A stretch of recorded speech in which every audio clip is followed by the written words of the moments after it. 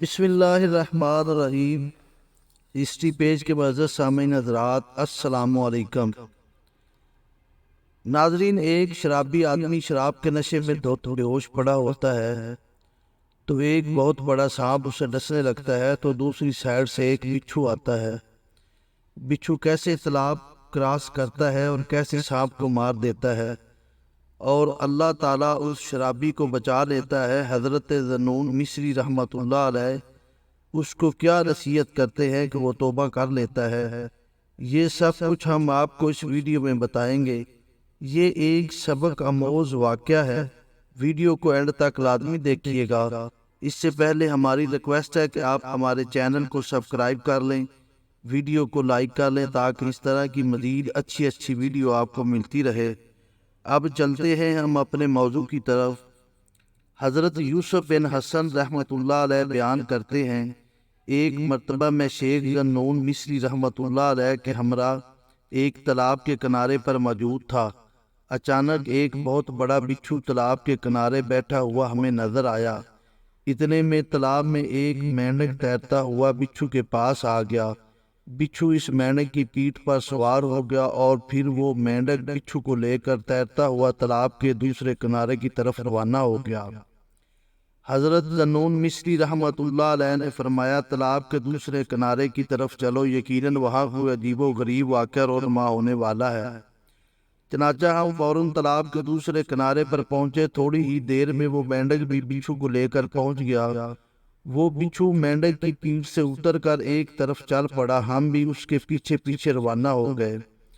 تھوڑے ہی فاصلے پر ہم نے دیکھا کہ ایک نوجوان شراب کے نشے میں دھوت بے ہوش پڑا ہوا تھا اور اس کے پاس ایک خوفناک اژدہا موجود تھا جو اسے ڈسنے کے لیے اس کی طرف بڑھ رہا تھا۔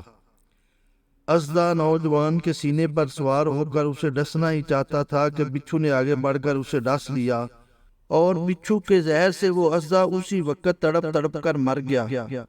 اس کے بعد بچھو واپس تالاب پر آیا، مینڈک ابھی تک وہیں موجود تھا۔ بچھو اس کی پیٹھ پر سوار ہو کر واپس دوسرے کنارے کی طرف چلا گیا۔ ہم اس نوجوان کے قریب آئے، وہ ابھی تک نشے میں دھت پڑا ہوا تھا۔ حضرت ذنون مصری رحمۃ اللہ علیہ نے اس نوجوان کو چھنچھوڑ کر اٹھایا تو اس نے آنکھیں کھول دی۔ آپ رحمۃ اللہ علیہ نے فرمایا، اے نوجوان، اٹھ اور دیکھ تیرے رب نے کیسے تیری جان بچائی۔ یہ جو مردہ سانپ تمہیں نظر آ رہا ہے یہ تمہیں ڈسنے کے لیے آیا تھا، لیکن اللہ تعالیٰ نے بچھو کے ذریعے اژدہا کو مروا کر تیری جان کی حفاظت فرمائی۔ اس طرح تو اس خوفناک اژدہا کے حملے سے محفوظ رہا۔ یہ سن کر اس نوجوان کا سارا نشہ اتر گیا تو آپ رحمۃ اللہ علیہ نے اسے سارا واقعہ سنایا اور آخر میں یہ اشعار پڑھے، اے غافل بیدار ہو، رب جلیل بندوں کی ہر اس نقصان دہ چیز سے حفاظت کرتا ہے جو اندھیروں میں گردش کرتی ہے۔ ایسے مہربان مالک سے غافل ہو کر تمہاری آنکھیں کیسے سو گئی، جس مالک کی طرف سے نعمتوں کی صورت میں تجھے فوائد حاصل ہوتے ہیں۔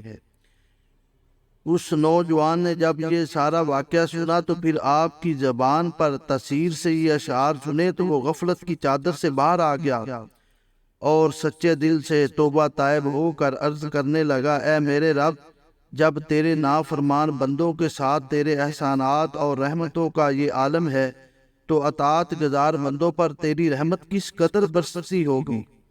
اس کے بعد وہ نوجوان ایک جانب روانہ ہوا تو میں نے آگے بڑھ کر اس سے پوچھا، اے نوجوان، اب کہاں جانے کا ارادہ ہے؟ اس نے کہا کہ اب میں جنگل میں جاؤں گا اور وہیں اپنے پروردگار کی خوب عبادت کروں گا۔ اللہ کی قسم، اب میں کبھی دنیا کی رنگینیوں کی طرف متوجہ نہیں ہوں گا اور نہ ہی کبھی شہر کا رخ کروں گا۔ اس کے بعد وہ نوجوان جنگل کی طرف روانہ ہو گیا۔